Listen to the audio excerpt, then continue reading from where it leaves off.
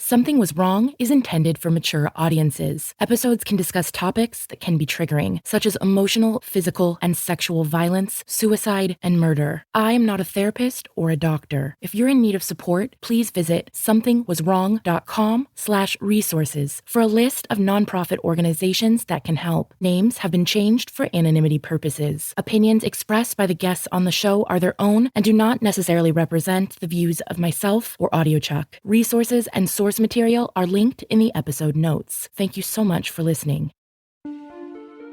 Coercive control is a strategic form of interpersonal violence, which perpetuates ongoing oppression and terrorism, used to instill fear and control. While anyone can experience coercive control, it's often grounded in gender-based privilege. Between 60 and 80% of women seeking assistance for abuse have experienced coercive control. In order to subdue their targets, abusers use coercive control tactics such as limiting access to money, monitoring all communication, isolation, gaslighting, emotional abuse, reinforcing traditional gender roles, parental alienation, controlling body autonomy, accusations of infidelity, sexual coercion and abuse, and threatening children, pets, or loved ones. While this form of abuse is illegal in some countries, including the United Kingdom since 2015, it's not considered illegal in the United States unless another crime has been committed. I'm Tiffany Reese, and this is Something Was Wrong.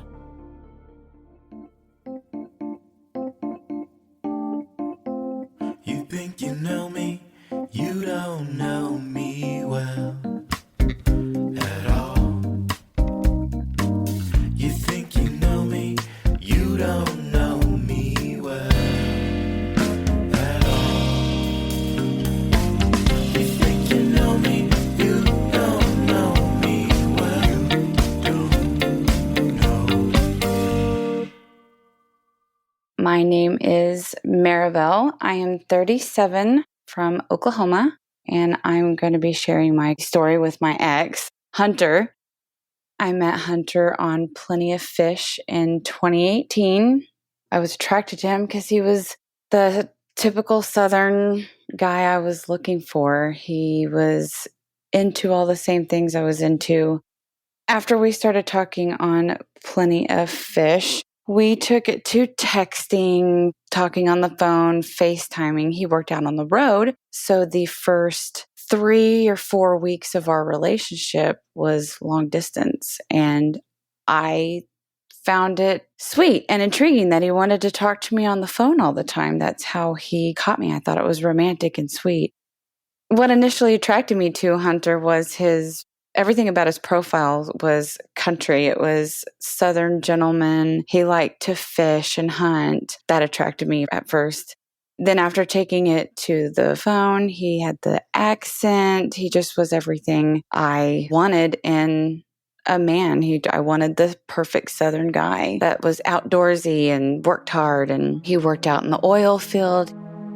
We started texting and talking on the phone, FaceTiming all the time. It was all the time, all evening, every night.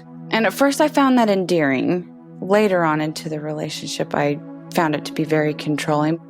It was a whirlwind, sweep you off your feet type thing. He was very good at love bombing. He showered me with affection while he was out on the road. He bought me jewelry and sent it to me, sent me flowers all the time, bought me a purse, just showered me with gifts.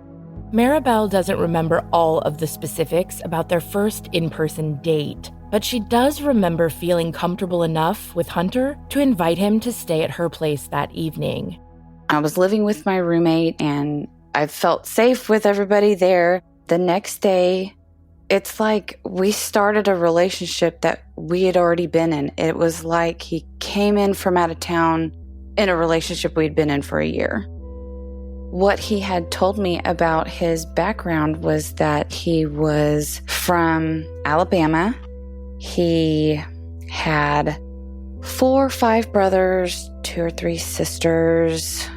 He owned a very large property that he had down in Alabama, but he was transferred up to Oklahoma from his job. He got a job up here. When he came back into town, he had told me that he had been staying at an extended stay hotel because he said his company put him up in it because he had just moved here and he works out on the road. So it made sense to me that he could live in a hotel. I used to work in the oil field business in the office, so I never questioned it. He had told me that he lost his wife and 2-year-old son in a car accident back in Alabama. The drunk driver had hit them or he had fallen asleep. That drew me in because I felt horrible for him.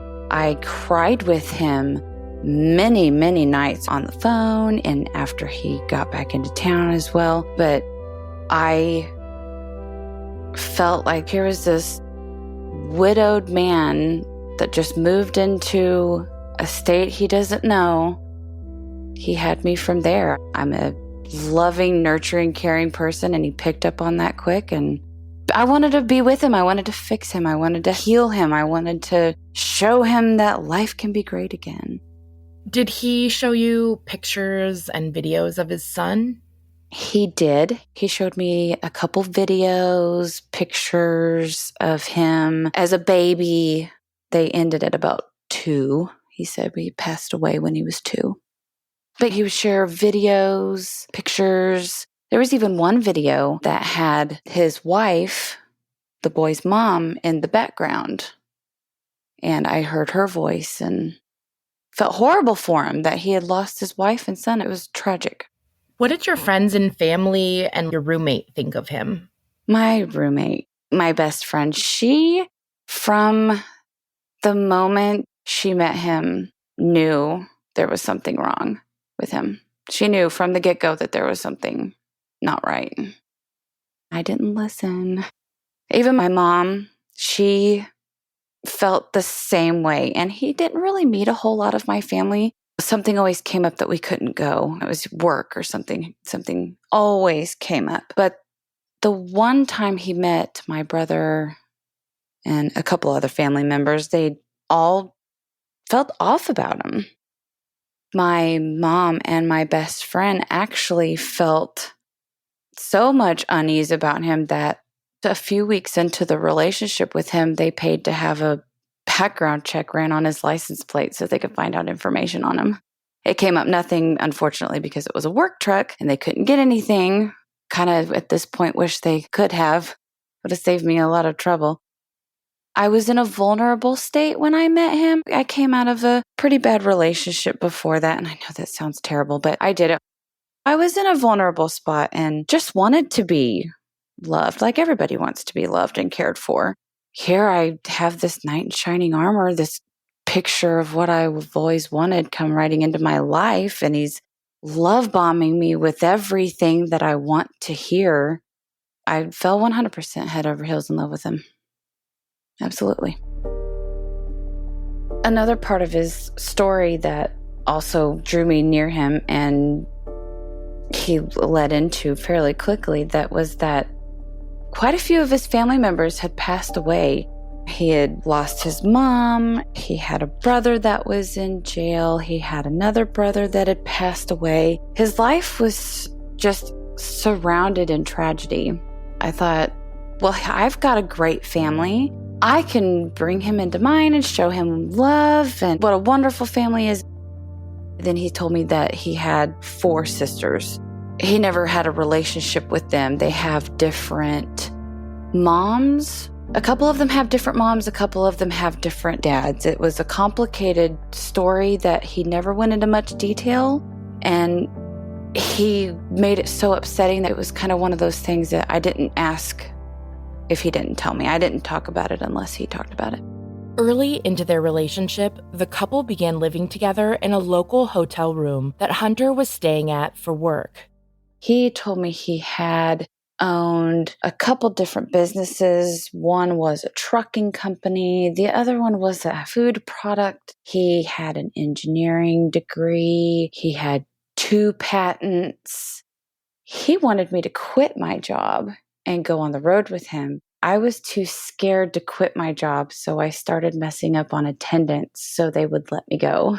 It is so embarrassing to say, but I didn't really truly want to quit my job. I didn't want to leave. He wanted me to go, and I felt like that's what I should do, and so I quit my job. And that's really where the isolation set in. I didn't start going back home and staying back home. I basically gave my dog to my roommate because he didn't really want dogs in the hotel, even though it was a pet hotel. He didn't want him there. Even the dogs, he didn't even want you to have your dog. It's like his insecurity or something being projected onto you because they want that 100% power and control over you. Absolutely. I even stopped answering text messages. I turned my location off all the time because I didn't want my mom and my best friend to know where I was at because they were all starting to get suspicious. It started to get pretty bad, a very lonely road. They isolate you to gain that control because they know that the people around you can pick up on that. They know that they have to dupe you over one person at a time. And he knew when he met my best friend and when he met my mom, he knew from that moment he was not going to be able to win them over. They have the most significant influence on my life. They're the two people I go to the most. I'm getting emotional. I didn't think I would. Things took a strange turn one afternoon. The couple had separated so Maribelle could do laundry while Hunter ran an errand, and then her phone rang. He called me and told me that the room key had expired and I needed to go to the front desk and get the key card renewed and to tell him who it was under and the room number, blah, blah, blah. So I get to the front desk and I tell him I need to renew the key for room 204. And he says, "What's the name on it?" I give him Hunter's name. And he says, "Well, I don't have anybody here by that name. Is there another name it could be under?" I give him my name, Maribelle. He says, "No, it's not under that." I said, "What's it under?" And he says, "John." And I just laughed it off. I said, "Oh, he's funny like that. He likes to give fake names like celebrities when we go to hotels." And I got the key renewed and I went to the elevator and I knew at that moment that everything he had been telling me was a lie, that something was wrong. I knew he was lying to me. And I got upstairs, got to the room, waited for him to get back. He got back. We were going to go out to dinner, and I was trying to decide when I was going to ask him about it. I decided I couldn't wait anymore. I asked him, I said, "Who's John Green?" And he looks at me and he puts his head down and he puts his head in his hands. He paces and I'm sitting here waiting for some kind of crazy explanation. And he goes and sits down in the corner, put his head in his hands again and tears up and says, "Well, you remember how I told you I had to go to jail once?" I said, "Yes." He said, "Well, I went to prison because I beat up the guy that killed my wife and son. And so I didn't endanger my companies. I changed my name legally so my companies wouldn't be affected so I could continue to have business." Did he seem convincing? He was 100% convincing. I, of course, inquired. I was inquisitive about it. I didn't 100% full on believe it. I asked him why he would do that, why he would have to change his name, why did it matter? People would find out the truth anyway. I then asked to see ID because I wanted to know what his actual real name was. So he breaks out his driver's license and his passport, shows me that that's him. And I felt bad for him because he had lost his wife and son, and I didn't want to pry into that. I knew it was a difficult subject, and I mean, I couldn't blame him. I would want to hurt the person that killed my significant other and especially my child. So I guess I sympathized for him and rationalized it in my head that it was okay, that that's what he did. After her discovery, Hunter pushed for Maribelle to put the subject to bed and move forward. Despite her hesitations about his truthfulness at the time, she'd become completely financially dependent on him, furthering his control. I had filed for unemployment, but that only gives you so much a month, and he didn't want me to work. So he set me up an extension off of his bank account so I would have money. So we go to the bank and go inside and set up, and I get a debit card and everything, money to use whenever I want. He wined and dined me. It was expensive restaurants. It was expensive clothes, jewelry. He would take me shopping. He would take me to Victoria's Secret, everything, the whole nine, flowers, everything. So when we set me up on his bank account, they put in my home address for where my debit card should go to.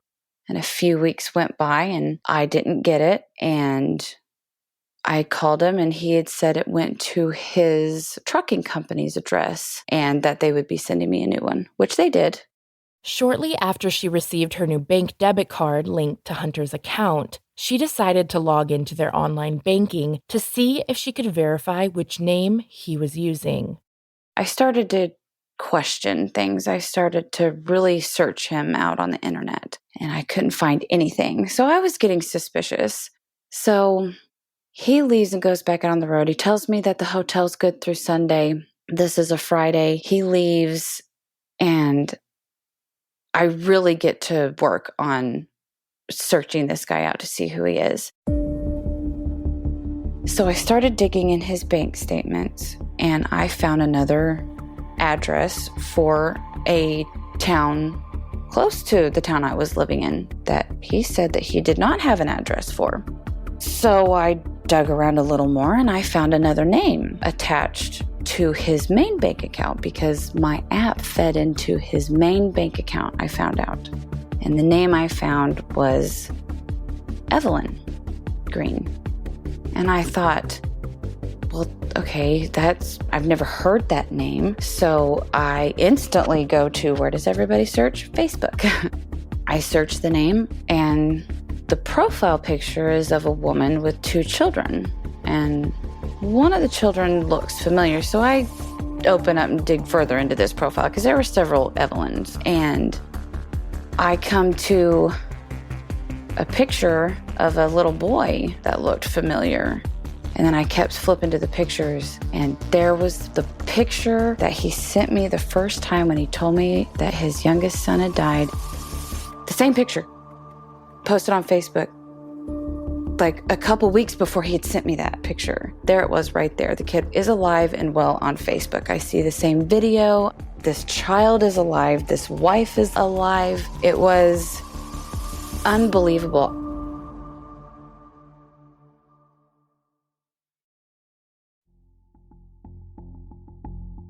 So I actually blacked out and passed out in the hotel.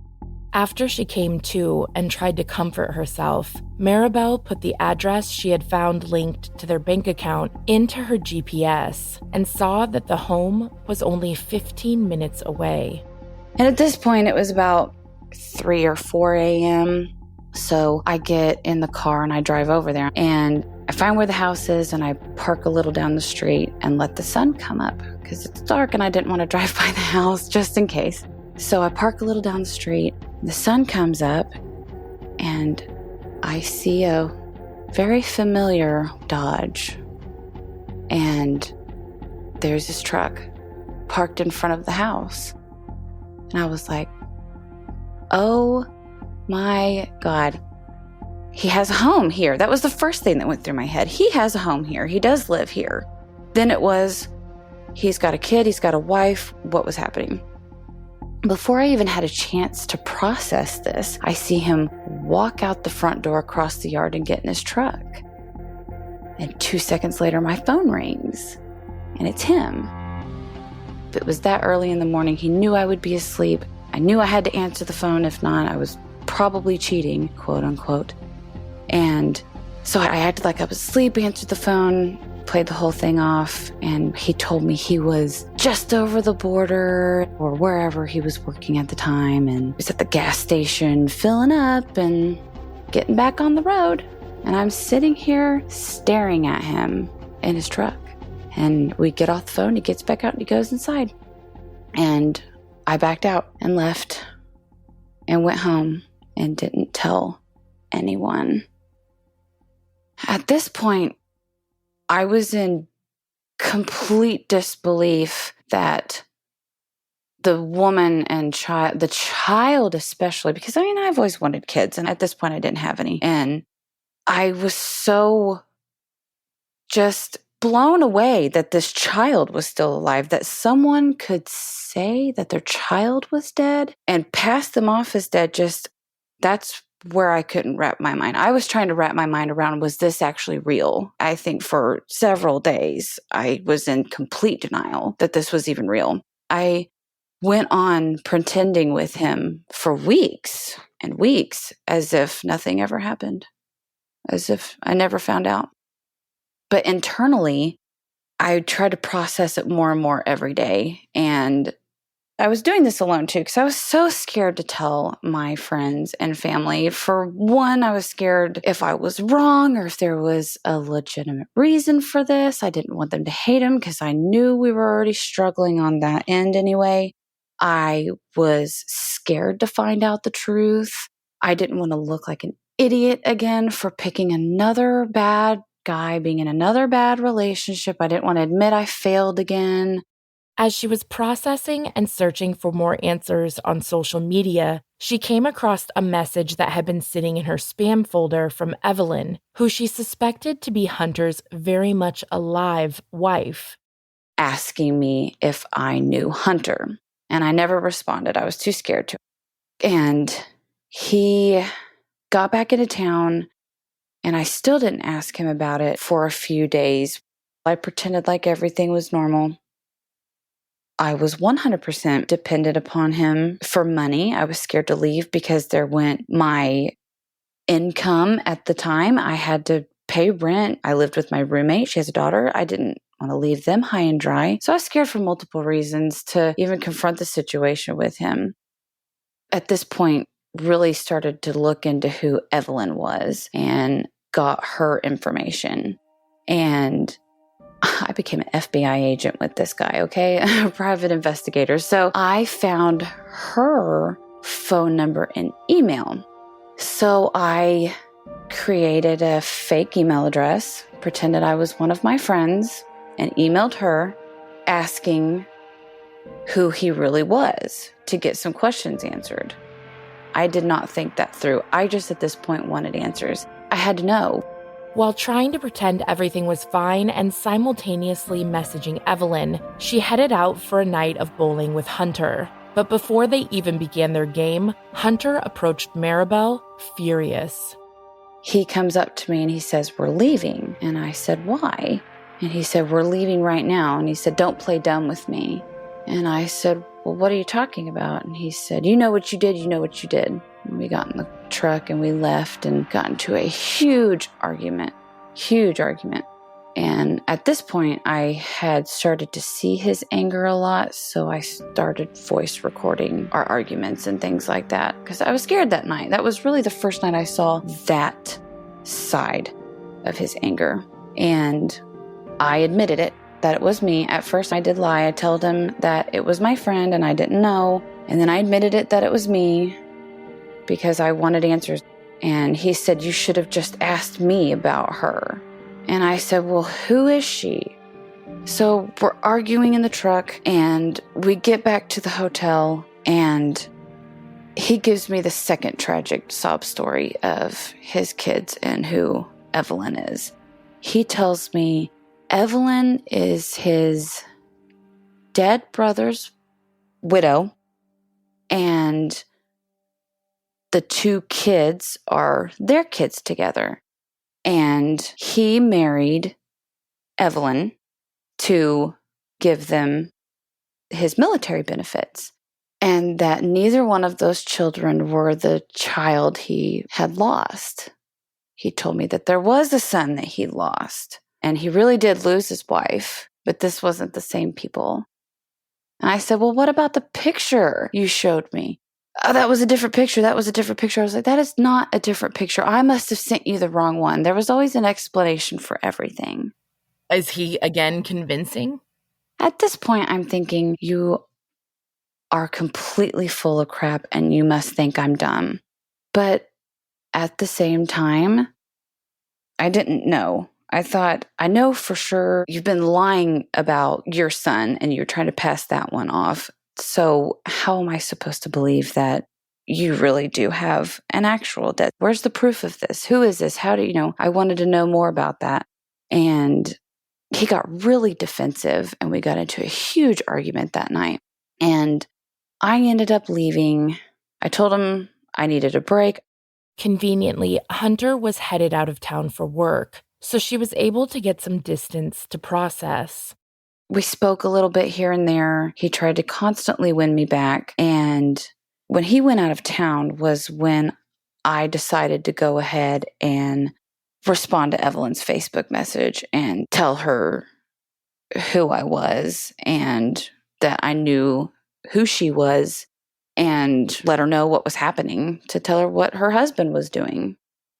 So at this point, when I told her what was happening with Hunter, she told me that this wasn't the first time. She started to lean into the whole story of him. You're one of several girls. She started giving me the names of the other girls. Just all of these unreal things. He never had the wife and kid had died story that was new with the two right before me and me. And she didn't know about the two right before me, but that's a whole nother story. He was married to one other woman before her, and he cheated on her with Evelyn. And Evelyn and Hunter started off their relationship staying in a hotel all the time because he worked down on the road, and his story about moving and his same MO, she told him that we had spoke. So cat's out of the bag. He knows I know. He knows that we have talked. And this is where he starts to flip and go completely psychotic, I would say. He turned into a complete psycho. He started to message me. I would block his number and he would text me from a texting app. And then he would text me from the texting app from different numbers, pretending to be friends of his, vouching for him that he loves me and that's not really his wife, and just trying to defend him. It was crazy. And finally, he came back into town, and like an idiot, I met up with him. And he came out with the full story. He told me the truth, that was his wife, those were his kids. But the new story was that they were separated. They had been separated for a long time, and she knew that, and he was moving out. He was looking for a place, and she knew about me, and she's lying. He started to turn on Evelyn and then start saying that Evelyn is saying that I'm making up things. He turns it into this whole huge back and forth thing. Starts pretending he's Evelyn to send me text message to convince me to be with him from her standpoint. Maribelle tried to dig deeper into Hunter's background, and at first she couldn't find much. But then she hit pay dirt. I'm digging. I find out he is not from Alabama. He is not from Oklahoma. He's from a completely different state. He does not own any businesses. He tries to pass off, however, that he did own a trucking business by creating a fake business card. I still have that fake business card, by the way. And he didn't have a degree. Nobody had ever, by that name, been to college. None of it was real. No patents, nothing. Where he worked wasn't even real. Only thing I found out about him was that everything about him was a lie. And I got names of the other women that he had been in a relationship with during the time that he had been with Evelyn, the ones that Evelyn knew of. She gave me 2 names, and one was a girl that is down in Texas, Amy.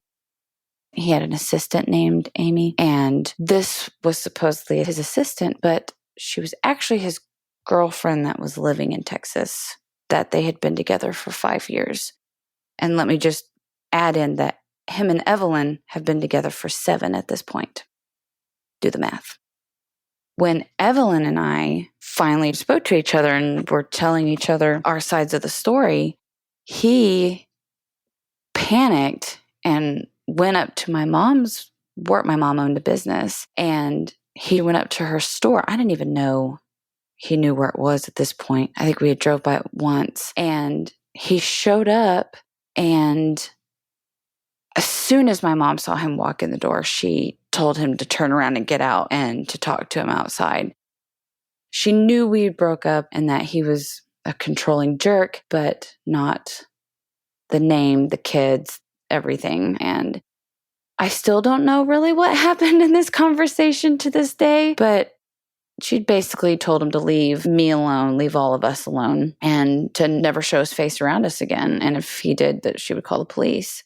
And he started sobbing to me, please don't tell your mom that I'm this bad, terrible person. Nobody will ever like me. I won't ever be able to get in with your family. They'll all hate me.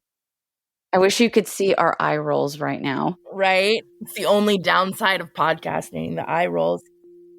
Shortly after the incident at her mom's house, Maribelle reached out to Hunter's other girlfriend, Amy, to warn her about his lies. It's the same story. The lie, the name was a lie. And at this point, she had still believed the wife and kid story. She didn't know that that was fake. She knew that he was controlling and that he was a bad guy and that he was cheating and that he was married. She found out about the married part, but never knew about the wife and kids. So I broke her to that. So she's also just finding out this information. And they had been together for 5 years? Yeah, they had dated for 5 years. At this point, they'd been broken up for, I think she said at this point it was 6 or 7 months. So he had just stopped seeing her when he and I met, basically, is what it was. And did he use the same fake name with her that he used with you? He gave her the fake first name, but the real last name. She just solidified everything I already knew, that he lied. I obviously knew that he didn't have an assistant named Amy, that there wasn't really actually a trucking company. His lies were truly unraveling, and I knew everything at that point was absolutely a lie. And he tried to justify everything, and there was a quick answer for everything. There was a reason, and I got tired of his excuses, and we stopped talking, and he came back into town, and we met up once, and he apologized. It was a sob story. It was, I'll do better from this. I'll prove to you I'm leaving, Evelyn. These are my boys. I want you to meet my boys. I am proud of them. It was a whole new, you showed me that I don't need to lie. I was just unhappy in my marriage. I'm sorry I lied. It was a whole new Hunter. And part of me wanted to believe it. Part of me entertained it, I guess you would say. And he got a hotel and we started to hang out again a little bit. I feel like a complete idiot, but we did. And things were just bad from there. The couple's relationship was rocky and tensions continued to rise. In spite of his promises to do better, Hunter's anger and abusive behavior continued to escalate. It was him acting controlling. It was him being mean, rude. He started to tear me down physically, emotionally, about my body, about who I was. He would rip me apart. And then he would come back and love bomb me again. And it became a toxic cycle for what seemed like forever, for several months. And he went as far as to rent a place in the same town I was living in. And I knew he was going to do it, and I didn't stop him, but I didn't encourage it either. And towards the end, whenever he did actually rent it, I told him that I didn't want him to, and he went ahead and rented it anyway and made it this big show that it was going to be our house and I could move in there. He gave me a key. I could go over anytime I wanted. We don't even have to be together. If he's working out of town and I just want to go get away, I could go over there anytime I wanted. So that's how he tried to snare me back in again, was with hopes of having something. And I took the key. We were off and on at this point, seeing each other occasionally. But this is when things really turned volatile and just nasty. He really got to be verbally abusive and physically abusive. He would talk me into getting over there, what I would like to call lure. He would lure me over there with promises of love and care and gifts and dinner and I'm going to change. And it was all these promises. And I would get there and it would be the same thing. It would be the same fight. It would be the same controlling behavior. I would do something wrong. I would put a dish up wrong, or I would close the bathroom door wrong or sit wrong. He would grab my hood on my hoodie and rip me backwards, or grab my hair and rip me backwards. And I would turn and yell at him, get off me, scream, get off me and yell at him. He lived in a duplex. So if I ever yelled too loud, he would grab me and put his hand over my mouth and he'd say, "Shut up, they're going to hear you. And if the neighbors hear you, they're going to call the cops. Don't say anything, they're going to call 911. I would just leave and then I would get lured back in every time. And it got worse and worse and worse. I finally just stopped. I was done. I said, this is ridiculous. I'm done. After Maribelle broke up with Hunter and tried to cut contact with him, he began exhibiting other abusive behaviors. And he started stalking me. He started driving by my house, me and my roommate's house, and we lived on a dead-end street, and he would still drive by. He would go down, turn around, come back, and he would drive by on the highway.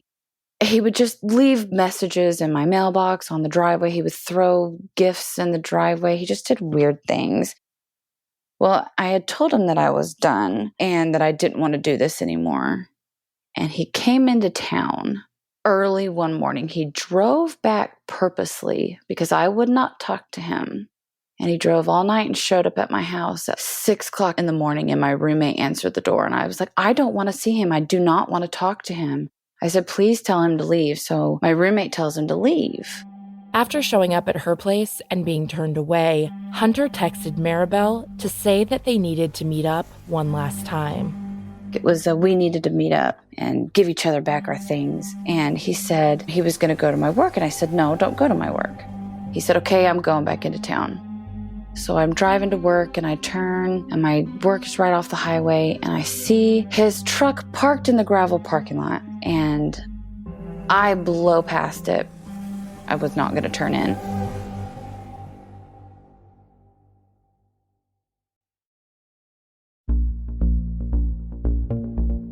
I blow past work. He sees me, but I have time to get far enough ahead of him and try to park in a store parking lot off the highway. And I see him coming and he starts to try to turn in and I see his blinker on. I fly out and turn across the highway. He turns across the highway to follow me in front of traffic, in front of everyone. I hit the gas. I lose him behind me. I get to work, park in front, and run inside because I truly, honestly thought he was going to get a gun out and shoot me while I was trying to run into work, from my car to work.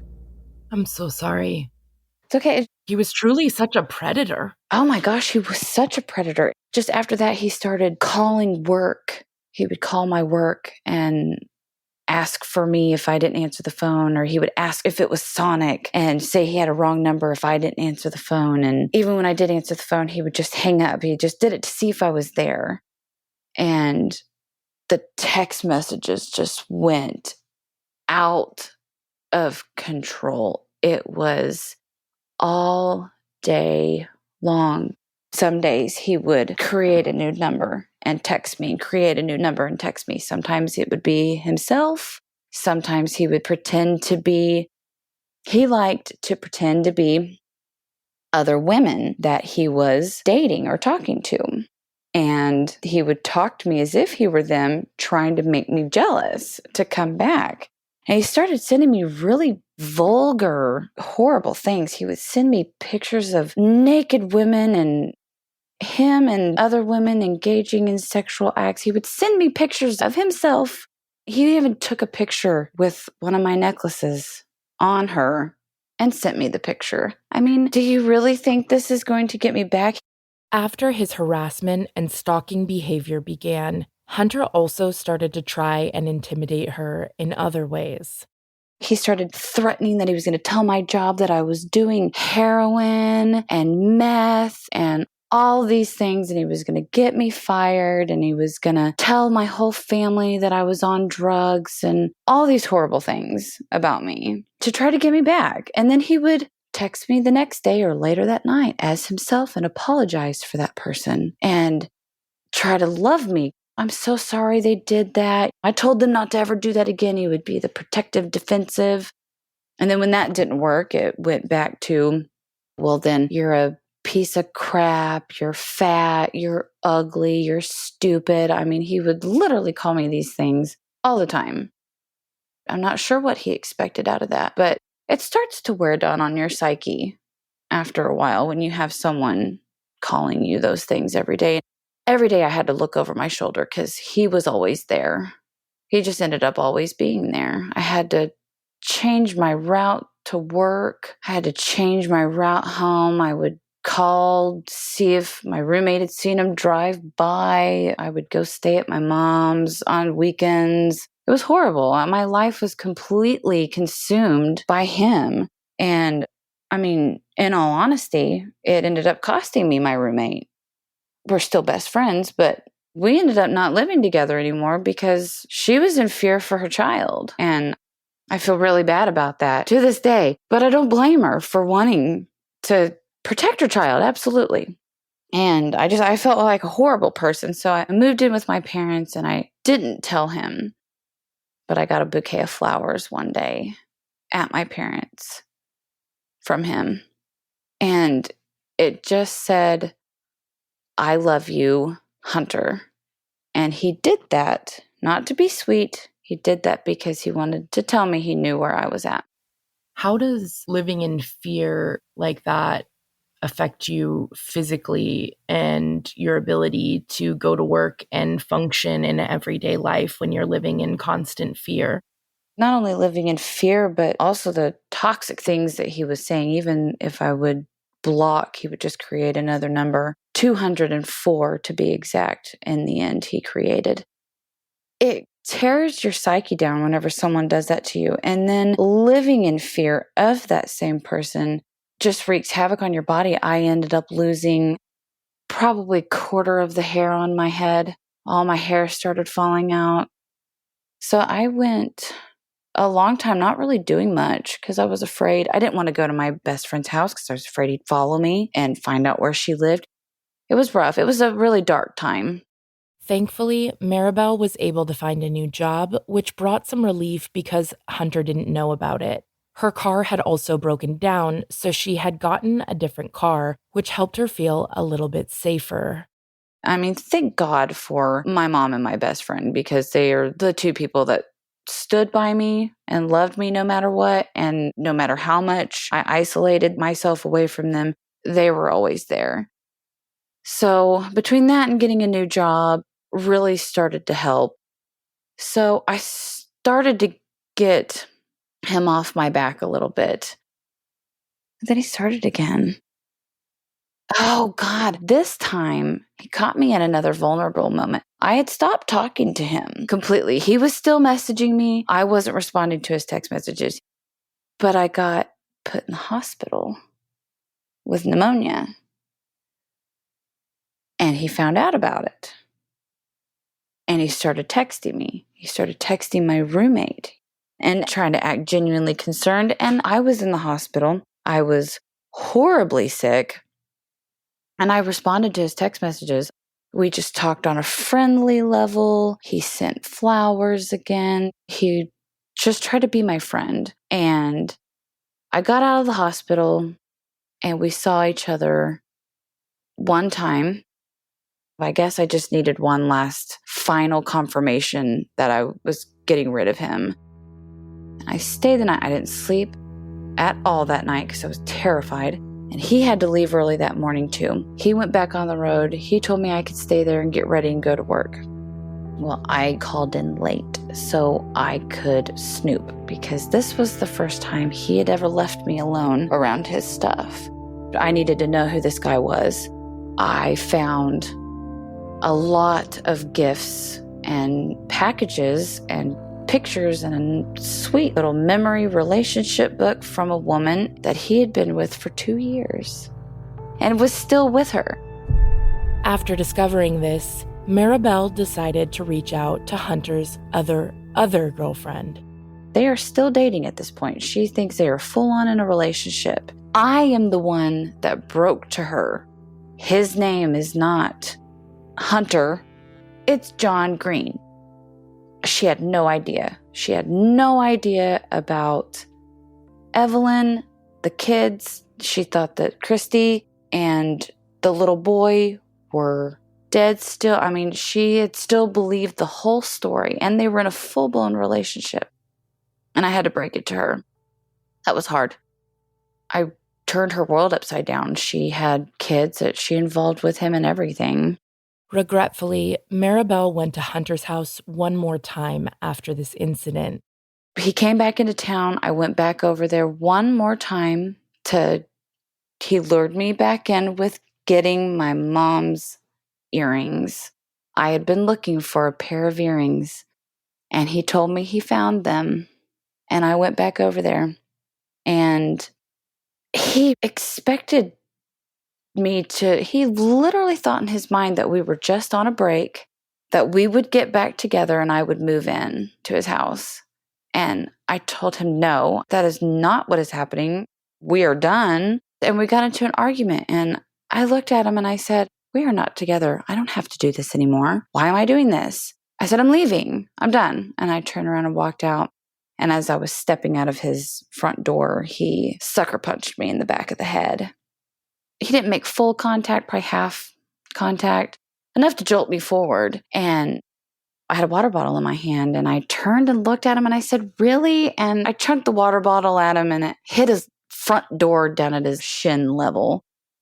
But I knew as soon as I released that was probably a bad idea, because at that point he took off after me, and I took off at my car, and I jumped in my car, and he catches me at my car, and he shuts my leg in the door and bruised the heck out of it. And he's trying to reach in and grab my keys out of the ignition. I'm screaming at the top of my lungs for someone to help me. It's like 4:30 in the afternoon. It's the daytime on a weekday. And he even had a neighbor outside, and I'm still screaming because he's like trying to keep me from backing out. And he stands in the street and says, go ahead, scream at the top of your lungs. Go ahead and yell for the cops, antagonizing me to call the cops. That's the last time physically I saw him. But he continued to still try to follow me. He would drive around my parents' neighborhood. I would see that. But I had the new job. I had the different car. I didn't live at my parents' house anymore. I had moved to another town. I had started to get rid of him. His only attachment to me was on the phone. So he tried for a while longer with text messages, with trying to get to me. It took probably a total of a year to finally get him to leave me alone. It took me changing my number finally to get him to stop. And to be perfectly honest with you, the story continues. Last week, he messaged me on Facebook from a fake profile. He is still doing the same thing. His most recent ex-girlfriend has reached out to me. He's currently doing the same thing to her. The stalking, the fake numbers, the fake text messages, the fake people, the same story, everything. He's still doing this. Thank you so much for sharing your story and making the time. And I know you're a mom now and you have a whole new life and you're trying to move forward. Unfortunately, this person's still trying to make a negative impact on your life. But how has the recovery and your moving forward process been? A lot of people ask me this question all the time. if you could go back to that dating site message and not reply, would you? And I answered, yes, I would still reply. As much as it does still continue to affect me, it still affects me on my everyday life. I still look for him because he is still around and he still mentions me. But it has made me become more vigilant about my surroundings. It has made me become a much stronger person. I no longer let men treat me the way I've let men treat me. He's a different level, but it taught me to stand up for myself and the importance of your friends and family. And if it weren't for all this, I probably wouldn't have met my now boyfriend. And we have a son together. We're going to be getting married in a few years, I hope. And I'm sure he'll probably hear this. It changed me who I was, but for the better. I would say that I'm still partially in recovery. I've got PTSD from the things that he did and the experiences and the stalking, but I live my life completely different every day. I live it as if I'm not going to get another chance to, because he could have taken that away. There's so many men like him that domestic violence ends so badly, and my story didn't end badly, and so many others end badly. And I'm just thankful for that. I'm thankful that I'm able to share this story and maybe help another woman out or help one of his victims out. He is a dating website predator, and there are men like him everywhere out there. And if I can help one person with my story, then every bit of it was worth going through. Thank you so much. Sorry, I got emotional on that one. I know that probably sounded cheesy or anything, but that is just the truth. I'm very passionate about this. You have been since the first time we spoke. And I know it's hard. And I really appreciate all of the emotional energy and time you've given to share this story, because I truly believe sharing stories like this saves lives. 100%. And you have no idea how thankful I am that you selected my story, because I sent that on a whim. My best friend, the same one I've been talking about, she sent me the first season and she said, "Oh my God, you got to listen to this podcast. This sounds just like you and Hunter. And you have to listen to it." And I listened to it and I was like, OMG, I feel for Sarah. I feel for this girl. I get it. I get it. At the end of the podcast, it tells you can submit the story. So I go to the website and I'm like, why not? And then I got your email and I was like, the timing of your email is so weird too, because he had just crept back in with sending that inappropriate picture of me to his now recent ex. And that gave me the first courage to finally file a police report on him. This whole time that he did all this, I never filed a police report because I was terrified of him. And I was just, how can I stop this guy? How can I help? How can someone stop him? Because men like him don't get arrested. You don't get arrested for cheating. You don't get arrested for lying. Our country doesn't take domestic violence serious enough. So how can I help get this guy out there somehow, or help someone in a similar situation? And you chose my story and picked me, and I was like, okay, well, this was meant to be. I so appreciate you. I've been getting so many stories of women like yourself being victimized by predators on dating apps. And the pandemic has definitely only increased this, because what I've learned from speaking to law enforcement as well is that when the shutdowns happened, predators were used to being able to go to bars and women were staying home more. Absolutely. I just can't speak enough about how important it is for us all to just take those extra safety precautions when we can with online dating. But I also think at the end of the day, all the responsibility goes to him, because it's his behavior that caused it. But I wonder if there's an opportunity for these dating apps to start taking more responsibility for what they're allowing to happen. And it's something that I've been thinking about a lot this past year. If there's nothing legally we can do to protect ourselves or others, what else can we do to try and prevent these things from happening to the next person? Absolutely. Because with the internet, he can just go on there and tomorrow do it all again. Proof of it, he currently is. the current ex-girlfriend, he's riding around town with this new girl, trying to make her jealous. He's already got another one. I can guarantee you I know where he met her, on a dating site. If I can give any advice, if you're going to be on a dating website, research who that person is. And if things start to add up, or if they don't have an internet trail, something's wrong. Because everybody should have some form of an internet footprint, especially if they're being honest about who they are. Liars and cheaters and predators like this don't have an internet footprint because they use fake numbers, fake emails, fake names. If the evidence doesn't line up, it's probably fake. Thank you again so much. Thank you. Absolutely. Thank you.